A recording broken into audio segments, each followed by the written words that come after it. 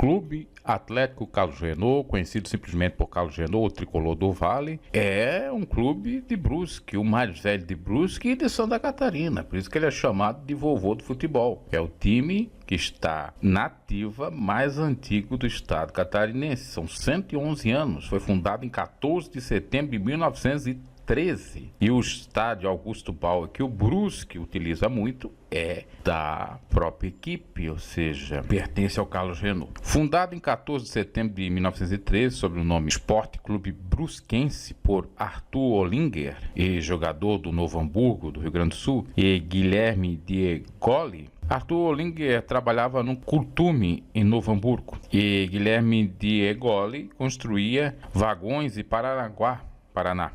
Entretanto, ambos decidiram retornar a Brusque. Na bagagem de Ollinger havia uma bola de futebol. Realizaram uma partida contra o Clube Caça e Tiro Araújo Brusque. Após o jogo se organizaram. Assim surge o primeiro clube profissional de futebol de Santa Catarina. Daí o slogan, vovô do futebol catarinense. O primeiro presidente foi Guilherme Fernandes. Sua primeira partida oficial foi um 0-0 contra a equipe de Tijucas, o Tijuquense, em 22 de agosto de 1914. O primeiro gol surgiu na vitória de 1-0 sobre o Itajaí Futebol Clube, marcado por Villiers Rich. O Esporte Clube Brusquense teve sua primeira temporada no Campeonato Catarinense em 1929, disputando a zona Blumenau-Brusque. Em partida única contra o Brasil de Blumenau, que é o atualmente Blumenau, a equipe perdeu por 10-2 e foi eliminada da competição. Em 1930, o Brusquense voltaria a disputar o Campeonato Catarinense no ano seguinte, que seria disputado entre 4 equipes: Avaí, o próprio Brusquense, o Brasil de Tijucas e o Marcílio Dias de Itajaí. O Brusquense se classificou direto para as semifinais, pegando o vencedor de Brasil de Tijucas e Marcílio Dias. Com a vitória do Marcílio Dias por 1-0, ficou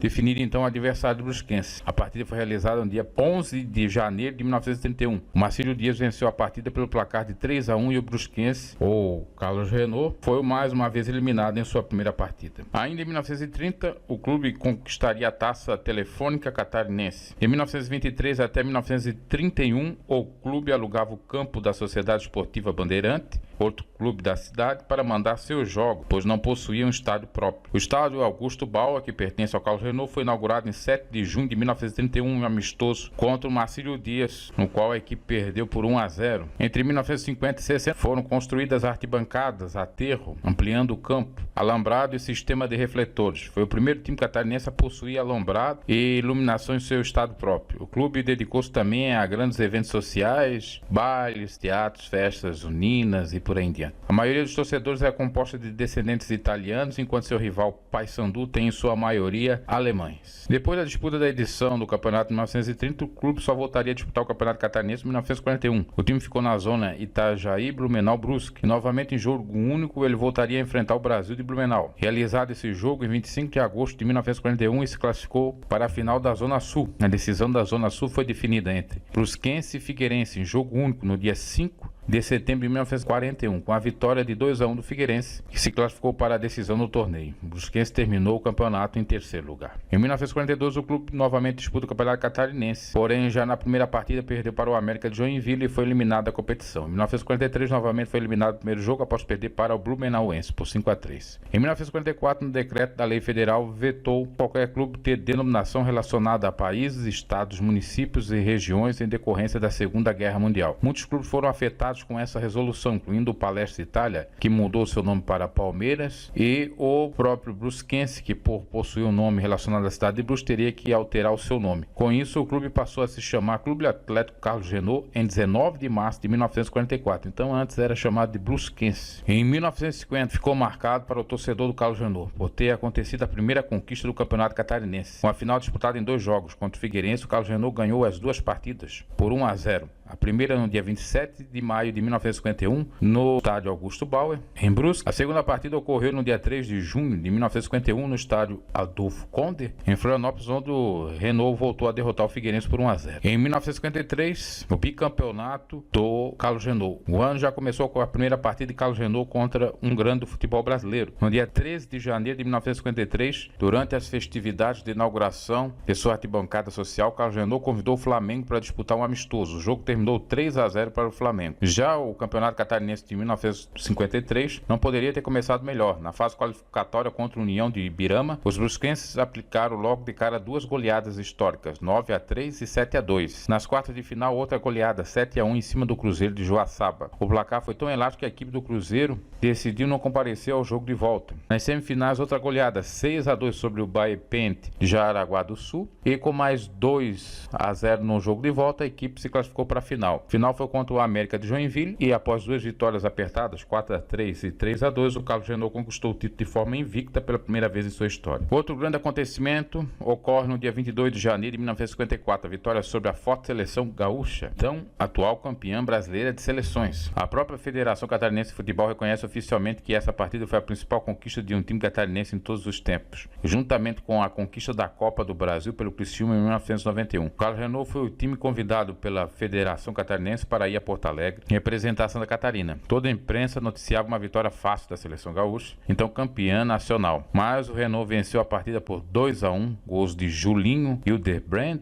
e Otávio Bolognini. Esse jogo causou uma imensa repercussão a nível jornalístico em todo o país. Em 1958, aquele que foi considerado o maior jogo da disputa em solo catarinense, com Garrincha, Nilton Santos, Zagallo, Quarentinha, Gerson, Canhotinha de Ouro e outros craques eram base da seleção brasileira, treinados por João Saldanha. O Botafogo do Rio veio a Brusque enfrentar o Atlético Renault com o estádio de Augusto Bauer completamente lotado. No meio tempo, o Renault disparou incríveis 5-1 de vantagem. No segundo tempo, com melhor preparo físico, os cariocas conseguiram empatar. Placar final 5-5. Esse é considerado um dos grandes momentos da história do futebol catarinense. A delegação carioca, após o jogo, foi recepcionada para um lauto jantar. Nesse dia à noite, haveria a convocação da seleção brasileira, que viajaria à Suécia para a disputa da Copa do Mundo em 1958. O lateral Nilton Santos prometeu que, caso fosse convocado, nunca mais esqueceria os amigos feitos em Brusque e até retornaria à cidade em outra ocasião. E foi justamente o que aconteceu. Nilton Santos foi convocado.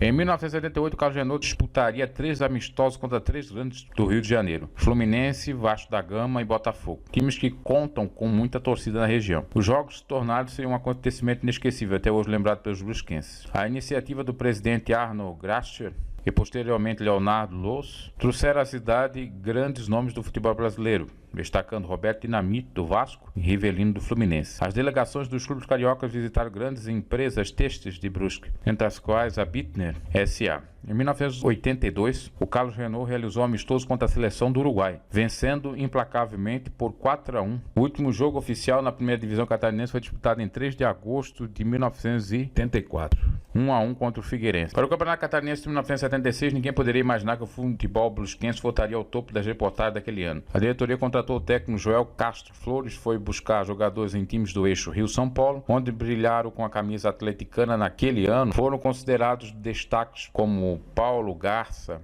atacante e Monga. Sem maiores pretensões, a equipe começou de forma regular o campeonato, que contou com 20 times naquele ano e foi crescendo consideravelmente no decorrer da competição, onde acabou vencendo dentro do estado Augusto Bauer as grandes forças do futebol catarinense: Joinville, Avaí, Figueirense, Chapecoense, Criciúma e o rival Paysandu. A excelente campanha chamou a atenção da mídia nacional. A revista Placar, a mais lida publicação esportiva do país na época, mandou repórteres a Brusque para uma reportagem especial, e o clube assim ganha 4 páginas de uma reportagem especial na Placar. Carlos Renault, fantasma do futebol catarinense, foi a manchete de Placar. Os subtítulos dizem: de um técnico incompreendido, um time em pedaço e uma torcida desconfiada, surge a maior surpresa do futebol catarinense. Uma campanha irretocável e o ótimo aproveitamento, Carlos Renault classificou-se para a decisão do Campeonato Catarinense de 1976 contra o Joinville. Quando já se preparava para decidir o título estadual, veio a notícia de que uma representação do Juventus de Rio do Sul junto à Federação Catarinense, alegando que um atleta do time brusquense estaria irregular, foi acatada. Com isso, o Juventus pegou o lugar do Carlos Renault na grande final. Com isso, o Renault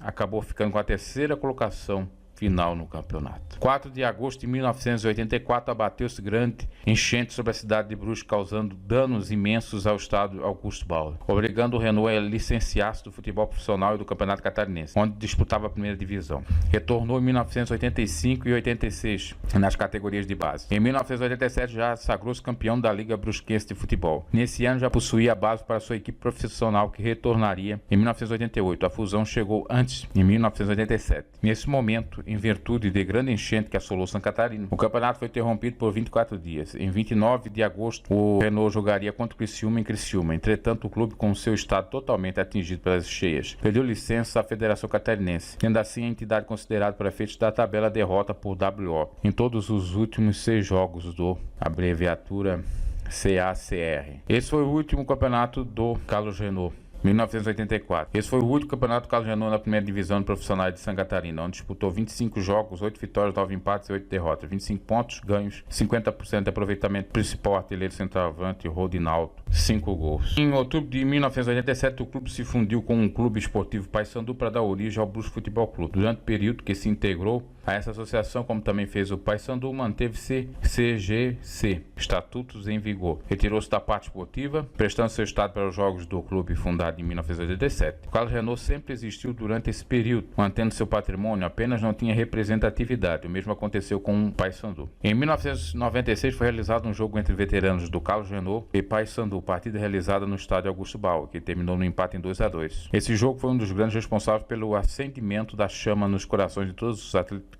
e paysanduanos pelo retorno dos dois tradicionais clubes ativos. No final da partida, o público não deixava o estádio após o apito final, coisa rara devido a tamanha emoção. Muitas pessoas choravam na arquibancada ao ouvir o hino do clube e reverem o tradicional uniforme do Renault de volta aos gramados. Em 1997, o apelo dos torcedores para o retorno do vovô, sonho de Leopoldo Bauer. Nesse ano, uma matéria do repórter Tony Nicolas Bato ganhou capa no jornal Diário Brusquense sobre a manchete Brusquense que era a volta do Carlos Renault. Em 3 de fevereiro de 1998, em Assembleia Geral realizada nas dependências do Centro Esportivo Roland Rô, Ireza, os novos dirigentes foram eleitos e empossados, reconstituindo definitivamente o clube. Em 2003, após vários anos perdidos com a briga judicial, Carlos Renault e Paysandu puderam reaver legalmente seus patrimônios e iniciar suas reestruturações. O primeiro ato foi pintar totalmente o estado nas tradicionais cores do clube, azul, vermelha e branco, e colocar a bandeira do Carlos Renault no alto do topo das torres de refletores. Os estádios voltados das mãos do Brusque, totalmente depredados, com até mesmo interruptores de luz e maçanetas das portas desaparecidas. Diversos troféus do Renault e documentos foram jogados fora, alguns no Rio por dirigentes do Brusque. Eles desapareceram. Nesse ano de 2013, o Renault voltou ao futebol, disputando o campeonato regional da Liga Brusquense. Em 2004, o Renault passou a alugar o seu estádio para o Brusque poder continuar suas atividades, já que esse não possui patrimônio próprio. Retornou às competições oficiais, disputando em 2004 o Campeonato Catarinense da 2ª Divisão de Profissionais, Divisão Especial B1. O presidente Jair Vargas, o diretor do futebol Tony Bado e o gerente de futebol Rudney Schulenburg montaram uma equipe prestigiando jogadores da região de Brusque, como era o plano da diretoria. Em 2005, o clube não participou do Campeonato Catarinense. Em 2006, um empresário português, Carlos Andrade, conseguiu iludir a diretoria do clube, prometendo uma gestão profissional, fez um contrato longo e deixou dívidas enormes. O próprio desapareceu e ninguém sabe seu paradeiro. Até mesmo o nome do clube foi mudado para Esporte Clube Brusquense, primeiro nome do clube na sua fundação. Esse empresário sublocou o estádio Augusto Bauer Brusque por 5 anos, com direito total de uso do estádio, até a secretaria do Brusque voltou para o Augusto Bauer. Em 2013, por ocasião da chegada do centenário, a diretoria do Brusque, junto com a Avan, patrocínio com as empresas da cidade, investiram e realizaram diversas melhorias no estado. A soma total investida na modernização do patrimônio passou de R$400 mil.